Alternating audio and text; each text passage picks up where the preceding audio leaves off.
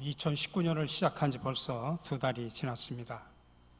2달을 다시 한번 또 되돌아보면서 또 우리가 다시 한번 다짐하고 결단하고 실천하는 의미에서 우리 표를 한번 재창을 해보겠습니다. 따라서 합시다. 기본으로 돌아가자. 말씀과 기도로 신앙의 기본을 다집시다. 성령론의 대가이고 무디 목사님의 동역자였던 R.A. 토레이라고 하는 분은 기도의 중요성에 대해서 이렇게 말을 했습니다. 위대한 일을 계획하라. 위대한 역사를 기대하라. 위대한 것을 위해 일하라. 그러나 무엇보다 기도하라. 그렇습니다. 그 무엇보다도 기도가 먼저라는 것입니다. 데일 카네기의 근심이여 안녕이라고 하는 책에 나오는 내용입니다. 거기 마네라는 한 부인의 이야기를 싣고 있는데 그 부인의 남편은 사업에 부도를 내고 그만 숨고 말았습니다. 모든 것을 잃어버린 이 부인은 이제 길거리에 나앉게 되었습니다. 거기에다가 어린 아들은 문방구에서 연필을 훔치다가 들켜가지고 학교에서 쫓겨났습니다. 이 부인은 더 이상 살고 싶은 마음이 없었습니다. 차라리 깨끗이 죽자. 그리고 저녁에 이제 잠잘 때 아이들을 다 재워놓고서 부엌에 가스를 켰습니다. 가스가 나오자 자신도 정신이 몽롱해집니다. 그런데 바로 그때 바로 이웃집에서 찬송 소리가 들립니다. 내 모든 시험 무거운 짐을 주 예수 앞에 아뢰면 근심에 쌓인 날 돌아보사 내 근심 모두 맡으시네. 그 찬송 소리를 듣자 그녀는 깜짝 놀랐습니다. 내가 지금까지 죽을 생각을 하면서 왜 기도할 생각은 하지는 않았을까? 그래서 아들을 밖으로 밀어내고 가스를 잠갔습니다. 그리고 무릎을 꿇고 하나님 앞에 눈물을 흘리면서 기도를 합니다. 이제 그녀는 용기를 냈습니다. 시골에 가서 빈집을 얻어가지고 새 삶을 꾸리기 시작을 합니다. 훗날 자녀들도 멋지게 성공을 합니다. 그래서 카네기는 그의 책의 결론에서 이렇게 말을 합니다. 죽을 수 있는 용기를 가진 자들이여 하나님 앞에 기도할 수 있는 용기로 바꾸어 보십시오. 100번의 탄식보다 한 번의 기도가 당신에게 기적을 가져다 줄 것입니다. 100번의 절망보다 한 번의 주를 향한 믿음이 운명을 바꾸어 줄 것입니다.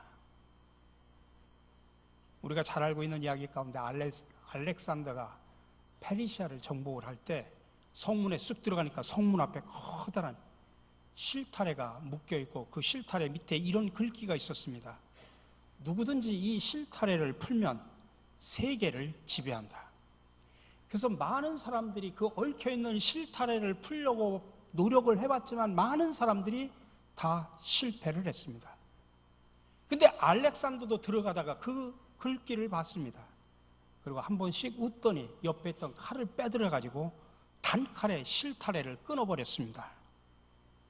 여러분, 그렇습니다.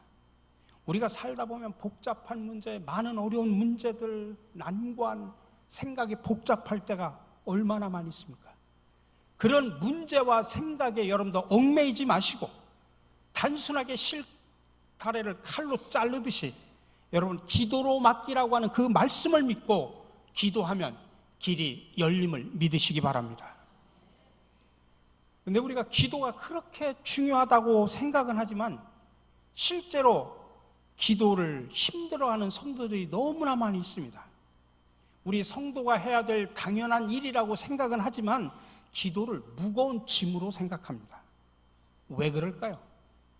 그 이유는 기도의 효능을 겪어보지 못했기 때문입니다.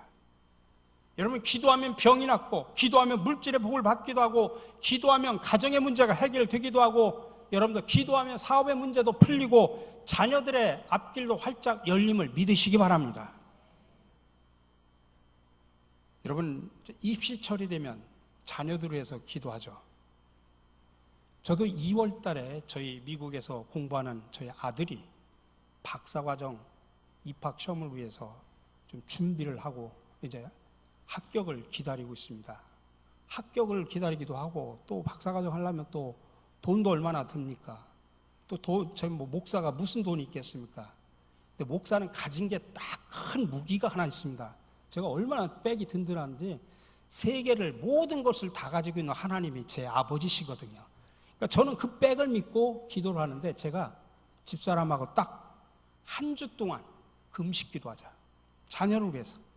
그래가지고 지지난주에 제가 금요일부터 시작해서 금요일까지 딱 한 주 금식 기도를 했습니다. 자녀만을 위해서 집중적으로. 근데 여러분 참 놀라운 일이 딱 금식 기도가 끝나는 금요일 날 새벽에 저한테 연락이 온 겁니다. 합격했다고. 모든 문제가 풀어졌다고 연락이 온 겁니다. 하나님은 이렇게 역사하십니다. 여러분 기도는 짐이 아니라 하나님의 자녀들이 누리는 특권이고 축복임을 믿으시기 바랍니다.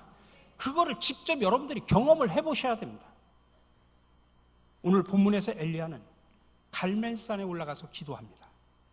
그 기도로 하늘의 문을 열고 닫은 위대한 기도의 종이 바로 엘리야입니다. 그래서 오늘 우리는 그의 기도를 통해서 몇 가지 기도의 중요한 원리를 배우려고 합니다. 첫 번째로 여러분, 말씀으로 기도하시기 바랍니다. 우리가 성도라면 누구나 열심히 기도하기를 원합니다. 특별히 오늘처럼 기도에 관한 설교를 듣고 나면 야 나도 그렇게 열심히 기도해야지 그렇게 마음을 갖기도 합니다. 근데 막상 기도하려고 하면 기도가 잘 되질 않습니다. 왜 그럴까요? 하나님의 임재를 느끼지 못하고 뭔가 허공에다 대고 말하는 것 같은 공허한 느낌만 들기 때문에 그렇습니다. 핵심은 뭐냐면 하나님에 대한 부재감입니다. 기도하는데도 하나님이 없다 이 말씀이에요. 여러분들이 기도하는데 그 속에 하나님이 없다는 이야기입니다. 여러분 생각을 해보십시오. 지금 하나님이 내가 기도하는데 하나님이 내 앞에 계시다 그렇게 생생하게 느껴진다면 여러분들 기도 흐지부지 할 사람이 있습니까? 지금 내가 기도하는데 하나님께서 내 기도의 음성을 들어주시고 지금 하나님은 나와 대화하고 있다고 그게 분명하게 믿어지는데 기도를 하는 둥 마는 둥 그렇게 하는 사람이 어디 있습니까? 그게 느껴지지 않으니까 믿어지지 않으니까 흐지부지 되는 것이다 이 말씀입니다. 자, 그러면 이 문제를 어떻게 풀까요? 하나님의 임재라고 하는 것은 야 하나님이 계신다, 하나님이 계신다고 믿자 그렇게 억지로 지어내서 되는 것은 아닙니다. 그래서 말씀 묵상이 필요한 것입니다. 왜냐하면 하나님은 말씀과 함께 찾아오시는 분이시기 때문에 그렇습니다. 우리가 말씀을 읽고 말씀을 떠올리고 말씀을 묵상하다 보면 그 배후에 계시는 하나님을 만날 수가 있습니다. 하나님이 나와 함께 계신 것을 분명하게 느낄 수 있습니다. 그렇게 하나님의 임재를 느낀다고 하면 그때부터 기도는 저절로 터져나오는 것입니다. 오늘 엘리야를 보십시오. 41절에 엘리야가 아합에게 이르되 올라가서 먹고 마시소서 큰 빗소리가 있나이다. 오늘 이 장 전체는 사실은 핵심은 엘리야가 바알 선지자하고 아세라 선지자들하고 누가 참신인가를 놓고 싸우는 영적 전쟁을 하는 그 스토리 가운데 마지막에 나오는 이야기입니다. 근데 그때 당시에 그 지역이 그냥 오랫동안 가뭄 때문에 지금 고통을 당하고 있는 상황입니다. 근데 지금 엘리야가 아합 왕에게 뭐라고 하냐면 염려 말고 올라가서 먹고 마십시오. 이제 곧 큰 비가 올 것입니다라고 이야기하는 겁니다. 아니 지금 해가 쨍쨍 내리쬐고 있는데 큰 비가 오다니 이건 전혀 상식 밖의 이야기입니다. 근데 하나님께서는 이에 대해서 미리 말씀하셨습니다. 우리가 읽지 않지만 제일 위에 1절에 가보면 이렇게 말합니다. 많은 날이 지나고 제3년에 여호와의 말씀이 엘리야에게 임하여 이르시되 너는 가서 아합에게 보이라. 내가 비를 지면에 내리리라. 이 말씀을 엘리야에게 준 겁니다. 이 황폐한 땅, 가뭄이 있는 이 땅에 비를 내려 주시겠다 이 말씀입니다. 그래서 엘리야는 그 말씀을 듣고 말씀을 묵상합니다. 그 결과 그의 영이 눈이 열립니다. 눈에 보이는 것은 구름 한 점 없는 쨍쨍 찌는 하늘이지만은 그 속에서 장대비가 주룩주룩 내리는 광경을 보는 겁니다. 큰 비가 쏟아지는 그 소리를 듣는 것입니다. 그래서 왕을 향해서 올라가서 먹고 마시소서 큰 빗소리가 있나이다. 그렇게 할 수 있었던 것입니다. 그리고는 자기는 혼자 갈멜산에 올라가서 기도합니다. 비가 쏟아지는 소리가 들리는데 또 하나님의 임재가 느껴지는데 여러분 기도가 안 터져 나올 수 있겠습니까? 우리도 마찬가지라는 이야기입니다. 먼저 말씀이 임해야 됩니다. 여러분 우리 갓난아기들을 키우다 보면 아기들이 이제 조금 옹알이 하다가 이제 말을 배우지 않습니까? 아이들 말 배우는 거 여러분들 자식 키울 때 아이들 말이 어떻게 배웁니까? 옆에서 누군가가 계속 말해주는 사람이 있기 때문에 그 말을 듣고 말을 배우는 겁니다. 엄마, 아빠, 맘마 이런 말을 누가 계속 해주니까 그 말이 듣고서 그 말을 하는 겁니다. 그러니까 아기들은 자기가 듣는 만큼 말을 하게 되는 겁니다. 그래서 청각 장애를 갖고 있는 사람들은 말을 못하는 이유는 들려지지 않기 때문에 말을 못하는 것입니다. 기도의 말도 마찬가지라는 이야기입니다. 먼저 내가 들어야 기도가 나온다 이 말씀입니다. 하나님의 말씀이 자꾸 내 심령 속에 들어와야 기도의 말문이 트입니다. 그래서 마틴 루터는 아주 중요한 이야기를 했습니다. 성경 한 장은 기도에 불을 붙일 수 있는 라이터다. 다시 말하면 하나님의 말씀은 기도에 불꽃이 일어나게 하는 라이터라는 이야기입니다. 근데 여러분들 말씀을 먼저 묵상해야 된다고 하니까 기도할 때마다 성경 말씀 한 장 읽고 또 기도할 때마다 성경 말씀 한 장 읽고 그렇게 해야 되느냐? 그게 아닙니다. 꼭 그럴 필요는 없습니다. 말씀을 깊이 묵상하고 그 말씀이 내 속에 살아있으면 그 힘을 가지고 사흘도 기도할 수 있고 일주일도 기도할 수 있습니다. 여러분 마치 스펀지에다가 물을 확 적셔놓으면 짤 때마다 물이 나오지 않습니까? 그런 것처럼 우리의 심령이 말씀으로 젖어 있으면 기도할 때마다 따로 성경을 읽지 않아도 저절로 기도가 나온다 이 말씀입니다. 그래서 여러분 아침마다 큐티하는 게 참 중요합니다. 제가 제자 훈련할 때마다 큐티하는 방법을 알려드리지만은 여러분들 그 아침 일어나서 뭐 긴 말씀이든 짧은 말씀이든 그 말씀을 깊이 묵상하면 그 말씀 속에서 하루 종일 기도가 흘러나온다는 말씀입니다. 큐티를 잘 못하시는 분들 같은 경우는 주일날 들은 그런 말씀도 묵상을 해보십시오. 그것을 삶에 적용시키면서 자꾸 생각을 발전시켜 보십시오. 그러면 자기도 모르게 기도하고 싶은 마음이 용솟음 칠 것입니다. 그의 다양한 방법이 있죠. 우리가 우리 교회에서 매월 여러분들 말씀과 삶이라는 잡지를 드리지 않습니까? 또 제가 우리 중보 기도방에 되도록이면 매일 제가 여러 가지 말씀 한 구절을 올려놓으려고 제가 노력을 합니다. 또 여러분들 목사의 설교는 어떻게 보면 그냥 기본적인 재료를 제공하는 것입니다. 이것을 기초로 해서 여러분들 묵상을 하다 보면 설교보다 훨씬 더 풍성하고 구체적인 교훈들을 여러분들 스스로 얻게 될 것입니다. 그러면 기도하고 싶은 마음이 간절해집니다. 기도하지 말라고 해도 저절로 기도하게 됩니다. 그러니 먼저 말씀을 들으시고 말씀을 묵상하시기 바랍니다. 두 번째로는 집중하며 기도해야 됩니다. 오늘 엘리야가 아합을 보낸 후에 혼자서 갈멜산 꼭대기에 올라갑니다. 왜 갈멜산 꼭대기로 올라갈까요? 거기가 하나님과 가까이 만날 수 있는 곳이라 올라갔을까요? 아닙니다. 그 갈멜산 꼭대기가 바로 엘리야의 기도의 골방이었기 때문에 그렇습니다. 엘리야는 기도하고 싶으면 그 갈멜산 꼭대기에 올라간 겁니다. 세상과 단절하고 오직 하나님과 만나서 대화하는 기도의 골방이 바로 그 자리였다는 이야기입니다. 저는 우리 성도 여러분들 기도의 골방을 만드시라고 말씀을 드리고 싶습니다. 어떤 분은 새벽 기도의 자리가 기도의 골방이 되어서 새벽마다 와서 기도하시는 분도 있습니다. 어떤 분들은 직장에 출근하면서 차를 가지고 30분, 1시간 동안 가는 동안 기독교 방송을 통해서 찬양을 듣기도 하고 말씀을 묵상하면서 또 눈뜨고 운전하면서도 기도의 골방으로 그 자리를 만들 수 있습니다. 주부들은 남편을 자녀들을 다 밖에다 내놓고 출근시키고 학교 보내고 조용히 앉아서 커피 마시는 그 순간을 10분이 됐던 30분이 됐던 기도의 골방으로 만들 수가 있습니다. 바로 오늘 엘리야는 갈멜산으로 간 게 바로 그곳이 바로 엘리야의 기도의 골방이었기 때문에 라는 사실입니다. 기도의 자세도 아주 특이합니다. 42절에 보니까 엘리야가 갈멜산 꼭대기로 올라가서 땅에 꿇어 엎드려 그의 얼굴을 무릎 사이에 넣고. 여러분들 기도하는 자세도 우리나라는 통칭 자세가 하나밖에 없어요. 하나밖에 안 가르쳐 주니까 자, 기도합시다. 그러면 전부 손을 딱 모으고 다 눈을 감고 머리를 숙이죠. 집중하라고 하는 것이죠. 근데 꼭 그것만은 기도의 방법은 아니에요.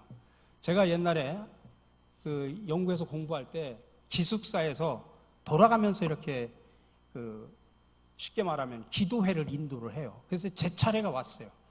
그러니까 그때는 저 영어도 어설프고 그러니까 기도를 어떻게 내가 외워서 할 수 없으니까 종이에다가 기도문을 썼어요. 그래가지고 제가 기도문을 딱 놓고서 다 같이 기도합시다 하고서 제가 딱 놓고 기도문을 쭉 읽어 가다가 앞을 딱 쳐다보니까 웬걸 제가 기도하다 깜짝 놀랐어요. 한 반은 눈을 말똥말똥 뜨고 저를 쳐다보는 거예요. 깜짝 놀랐어요. 아니, 기도하자, 다 같이 기도합시다 하면 저보고 눈 감을 줄 알았어요. 근데 몇 사람은 눈 감고 몇 사람은 눈을 말똥말똥 쳐다보고 저를 쳐다보는데 얼마나 당황스러운지. 제가 그런 경험을 처음 했어요. 한국에서 늘 기도합시다 하면 눈 감는데 안 감더라고요. 그런 사람들도 있어요. 눈 뜨고도 기도해요. 또 어떤 사람은 일어나서도 기도하고 어떤 분인데 다 기도하는 자세는 다양합니다. 오늘 엘리야를 보니까 엎드려서 얼굴을 무릎 사이에 넣었다라고 표현합니다.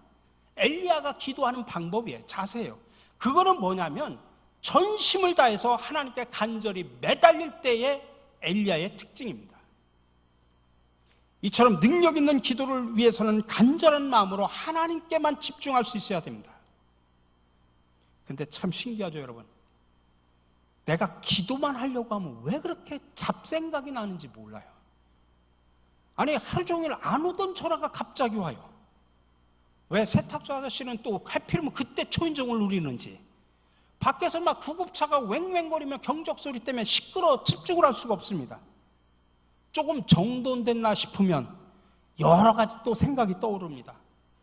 아파트 관리비를 오늘까지인가 내일까지인가, 아니 딸아이가 학교 가는데 오늘 옷을 두껍게 입었는지 얇게 입었는지 막 갑자기 안 떠오르던 생각들이 막 떠오릅니다.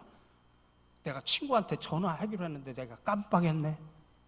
평소에는 생각도 안 나던 일들이 기도만 시작하면 왜 그렇게 끊임없이 잡생각들이 나는지 모릅니다. 여러분, 왜 그럴까요? 왜 그런 모습들이 나오게 될까요? 여러분, 그래서 기도는 영적 전쟁이다, 그렇게 말을 하는 겁니다. 그래서 마르틴 루터는 이런 말을 했습니다. 마르틴 루터가 한 이야기입니다. 종교개혁자인 마르틴 루터가 한 이야기인데, 조용히 혼자 하나님과 대화하려고만 하면 채 시작도 하기 전에 5만 가지 회방꾼들이 한꺼번에 달려들었다. 사탄은 모든 이유를 총동원해서 기도를 지연시키려고 했다. 사방을 에워싸고 극렬하게 방해 공작을 폈다. 여러분도 아직 경험해보지 못했다면 한번 시도해봐라. 열심히 기도하기로 작정하는 바로 그 순간 어마어마하게 다양한 잡념들이 달려들어 시작조차 못하게 물고 늘어질 게 틀림없다. 마틴 루터 같은 사람도 그랬다는 이야기입니다.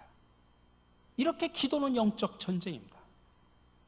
하나님의 임재 속에 들어가려고 하는 사람을 사탄은 그냥 놔두지를 않습니다. 어떻게든지 방해하려고 별의별 수를 다 쓰는 겁니다. 어떤 때는 교회에 와서 혼자 기도를 하는데 뭐가 쓱 지나가는 것 같습니다. 눈을 떠보면 아무것도 없는데 섬뜩한 느낌이 듭니다. 어떤 분은 이야기합니다. 목사님, 저를 위해서 좀 기도해 주십시오. 요즘 제가 기도하려고 눈만 가보면 왜 죽은 사람들이 그렇게 떠오르는지 모르겠습니다. 이처럼 사탄은 우리에게 턱도 없는 공포감을 불러일으켜서 기도하지 못하도록 방해를 합니다. 그걸 안다면, 그래서 우리가 훈련해야 되는 겁니다. 그러면 어떻게 하면 집중해서 우리가 하나님 앞에 간절히 기도할 수 있을까요? 여러분에게 팁을 드린다면 먼저 절박한 문제부터 놓고 기도하십시오. 여러분 각자 상황이 다르지만 나름대로 저 절박한 뭐가 있을 거 아니에요. 자녀 문제를 놓고 절박하게 기도할 수도 있고, 뭐 돈 문제 가지고 절박하게 기도할 수도 있고, 인간관계 때문에 아파하면서 막 절박하게 하나님 앞에 기도할 수도 있고, 다양한 모습으로 직장의 문제, 사업의 문제, 다양한 모습을 가지고 절박한 문제들이 누구나 다 있지 않습니까? 여러분, 잡념이 자꾸 생기는 것은 늘 절박하지 않은 것을 가지고 기도하기 때문에 그렇습니다. 세계 선교를 위해서, 세계 평화를 위해서 기도 필요하죠. 그러나 지금 그게 나한테는 절박하지 않다 이 말씀이에요. 억지로 기도하려고 하니까 참념부터 떠오르는 것입니다. 그러니 당장 절박한 것, 입시가 있으면 입시 문제를 놓고, 또 어떤 남편의 병이 있으면 병을 위해서 그렇게 절박한 문제를 놓고 기도하다 보면, 기도의 문이 열리면 그 절박한 문제를 놓고 기도하다가 나중에 세계 선교를 위해서, 세계 평화를 위해서 계속 기도할 수 있지 않습니까? 어느 연예인의 간증을 들은 기억이 납니다. 실명은 제가 공개를 하지 않습니다만 개그계 신사로 불리고 또 성공한 사역가였는데, 그 사람이 성폭행범으로 검찰에 고소를 당했습니다. 근데 실제로 그런 적이 없는데 사기꾼의 수작에 걸려들였습니다. 사실 무근이었지만 SNS를 타고서 막 소문이 퍼져나가고 자기가 운영하는 회사의 주가가 그냥 폭락하는 것을 보면서 안 되겠다, 빨리 수습을 해야 되겠다, 그래가지고 그 사기꾼에게 거액의 돈을 들어가지고 합의를 합니다. 근데 그 합의금이 그만 발목을 잡아버린 겁니다. 재판에 갔더니 당신이 죄를 졌으니까 합의금을 준 거 아니냐라고 그렇게 말하는 것입니다. 더군다나 피해자는 여성과 공범 두 명이 얼마나 치밀하게 말을 맞췄는지 도저히 빠져나갈 틈이 없는 겁니다. 결국 1심에서 유죄 판결을 받고 맙니다. 그 지경까지 되자 이 불신자였던 그 사람은 두 손 두 발 들고 하나님 앞에 나옵니다. 그동안 지갑 속에 깊숙이 넣고 다녔던 부적을 다 찢어버렸습니다. 그리고 대신 조그만 나무 십자가를 넣고 다니면서 하나님께 매달렸습니다.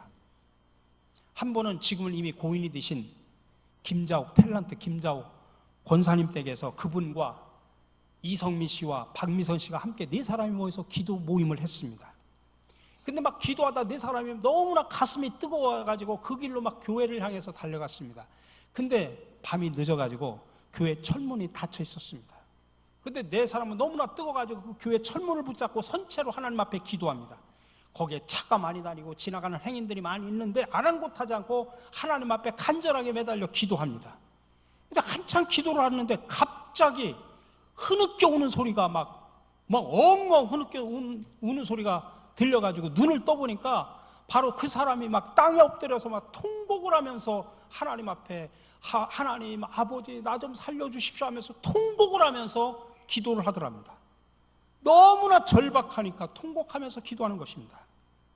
근데 희한하게 그 일이 있고 난 후부터 그간 밝혀지지 않았던 새로운 무죄의 증거들이 하나둘씩 막 쏟아지기 시작하는 것입니다. 사기꾼들이 막 치밀하게 입을 맞춰서 해도 도무지 결백을 증명할 길이 없는데 생각하지 못하는 곳에서 막 무죄의 증거들이 막 쏟아져 나오는 것입니다.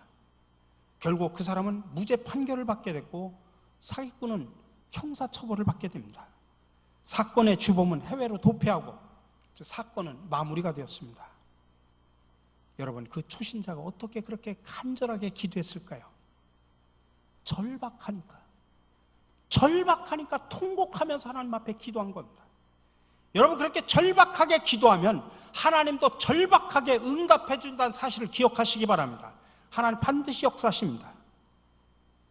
어떤 사람은 그렇게 말할 수도 있습니다.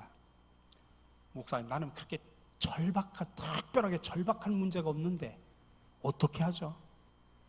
그런 사람들은 먼저 하나님 앞에 감사하십시오. 절박한 문제가 없이 평안하고 평탄하게 사는 거 하나님이 주신 축복이라고 알고 하나님 앞에 감사하십시오. 그러나 감사로 끝나지 마시고 그런 분들은 또 다른 사람들을 위해서 중보기도 하십시오. 우리 주변에 보면 우리 성도들 가운데도 암으로 고통당하는 분들, 사업 문제 때문에 힘들어하는 사람들, 자녀 문제 때문에 아파하는 사람들이 우리 주변에 얼마나 많이 있습니까? 그런 절박한 영혼과 그 절박한 가정을 위해서, 그들의 사업을 위해서 여러분 기도해 주십시오. 그렇게 다른 사람을 위해서 간절히 기도하다 보면 그 기도의 물이 나에게도 돌아온다 이 말씀이에요. 그래서 내 문제를 놓고도 기도하게 됩니다. 이게 중보 기도를 하는 사람들, 헌신하는 사람들의 축복입니다. 다른 사람을 위해서 중보 기도하다 보면 내 기도에도 불이 붙습니다. 그래서 어떤 문제든지 집중해서 간절히 기도하게 된다 이 말씀입니다. 세 번째로는 인내하며 기도하십시오. 지금 엘리야가 기도의 골방에 가서 하나님 앞에 간절히 기도합니다. 그리고 사환을 불러가지고 야 저기 바다 보이는 곳에 가서 한번 바다 쪽을 쳐다봐라. 근데 사환이 돌아와가지고서 아무것도 안 보이는데요. 또 다시 열심히 기도하다가 또 바다로 쪽을 향하는 데를 보냅니다. 뭐가 보이냐? 안 보이는데요. 근데 7번째가 되었을 때 바다에서 사람 손바닥만한 구름이 일어나기 시작을 한 겁니다. 하나님의 응답이 나타나기 시작한 것입니다.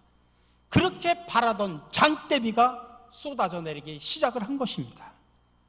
근데 여러분, 엘리야가 7번 기도가 아니라 6번까지 기도를 했는데 생각하기를 아무것도 안 보여요.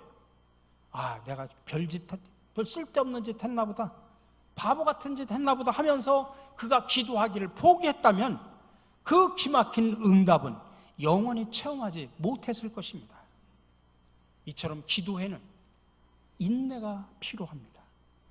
여러분, 하나님이 우리의 기도를 단번에 응답해 주지 않는 경우도 있습니다. 그 이유는 하나님께서는 우리 자신을 변화시키기 위한 하나님의 뜻도 있다는 사실을 아셔야 됩니다. 시골의 한 통나무집에 병약한 남자가 살고 있었습니다. 근데 그 집 앞에는 큰 바위가 하나 있었습니다. 이 바위 때문에 출입도 너무 힘들었습니다. 근데 어느 날 하나님이 꿈에 나타나서 말합니다. 내 사랑하는 아들아, 집 앞에 있는 저 바위를 매일 밀어보렴. 그때부터 그런 희망을 안고 바위를 매일 아침에 일어나면 바위를 막 밀어버립니다. 근데 그 바위를 미는 거 1년 동안 밀었는데 아무런 변화가 없습니다. 1cm도 안 옮기고 1mm조차도 바위가 옮겨지지 않았습니다. 내가 1년 동안 헛수고했구나 하면서 막 억울하다고 엉엉 울었습니다. 근데 그날 밤에 하나님이 또 나타나셔서 말씀합니다. 얘야, 나는 너에게 바위를 옮기라고 말한 적이 없다. 그냥 바위를 밀라고 했을 뿐이다. 자, 이제 거울에 가서 내 모습을 쳐다보렴. 그는 거울 앞에 서서 자신의 모습을 보자 깜짝 놀랐습니다. 거울 속에 이전에 자신의 모습은 병약한 사람의 모습이었는데 그건 온데간데없고 정말 튼튼한 근육질의 남자가 거기에 서 있는 것입니다. 그러자 그는 깨달음을 얻었습니다. 그렇다. 지난 1년 동안 내가 밤마다 기침을 했는데 그 기침이 사라졌구나. 내가 불면증 때문에 잠도 못 잤지. 근데 너무나 잠을 잘 잤어. 여러분, 하나님의 계획은 바위를 옮기는 게 계획이 아니라 그 사람 자신을 변화시키는 게 하나님의 계획이었다 이 말씀입니다. 여러분, 기도도 마찬가지입니다. 처음에는 우리 가정에 이런 문제를 해결해 주십시오라고 하나님 앞에 기도합니다. 쉽게 말하면 바위를 옮겨달라는 기도죠. 근데 계속 기도하다 보면 내 자신이 변화되는 걸 깨닫게 됩니다. 이것만은 절대로 양보 못해. 그렇게 붙들고 씨름하던 것들 되돌아보니 정말 하찮은 거였습니다. 근심 걱정에 쩌들던 사람이 나중에 자신이 변화되니까 내가 겨우 그까짓 것 가지고 내가 지금까지 노심초사했는가 생각을 하게 됩니다. 전에는 그렇게 크게 보이던 세상 일들이 아무것도 아닌 작은 일로 느껴지는 것입니다. 기도하는 동안에 내 관점이 달라지고 내 생각이 달라진 것입니다. 그래서 영적으로 튼튼하고 건강하게 된 것입니다. 여러분, 그렇게 달라지면 어떤 문제를 만나도 넉넉히 이길 수 있다는 사실을 기억하시기 바랍니다. 마지막으로 우리 자신이 기적이 되어야 됩니다.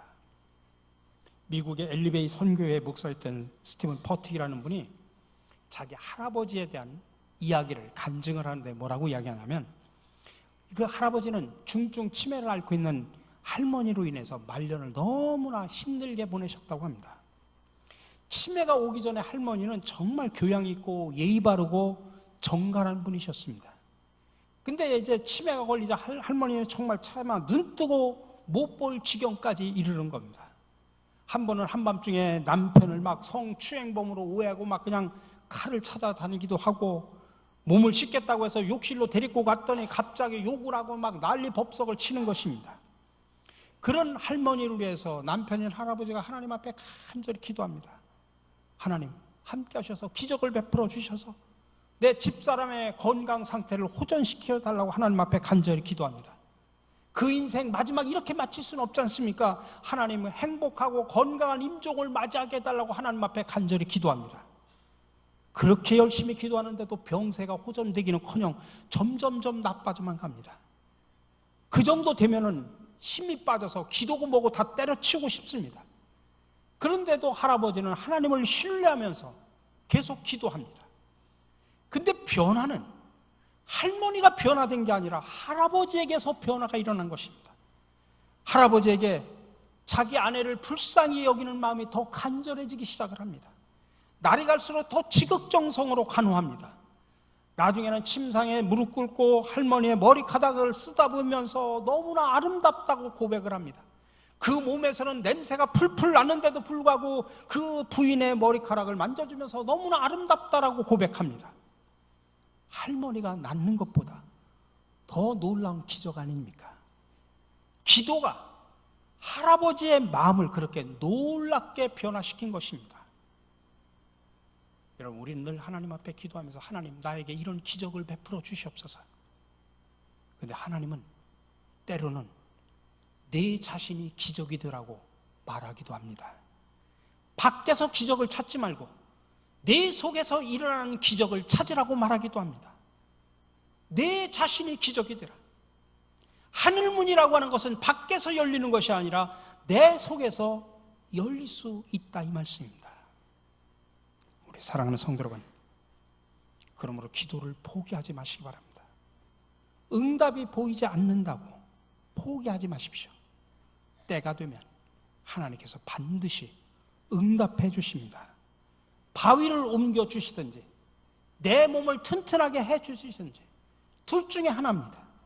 이 기도의 능력을 여러분 마음껏 누리며 사시기를 주님의 이름으로 간절히 축원합니다. 사랑의 주님, 올 한 해 동안 말씀과 기도로 우리의 신앙의 기초를 튼튼하게 만들어가게 하옵소서. 그러기 위하여 무엇보다도 먼저 우리를 깨워주셔서 항상 기도를 통해 하나님과 친밀한 교제를 나눌 수 있도록 인도하여 주시옵소서. 기도를 통해 일하시고 역사하시는 주님을 신뢰하며 기도에 게으르거나 나태하지 않도록 하시어 항상 영적으로 깨어있는 삶을 살아가도록 인도하여 주옵소서. 우리와 기도로 끊임없는 영적인 교제를 나누기를 원하시는 예수 그리스도의 이름으로 기도드립니다. 아멘.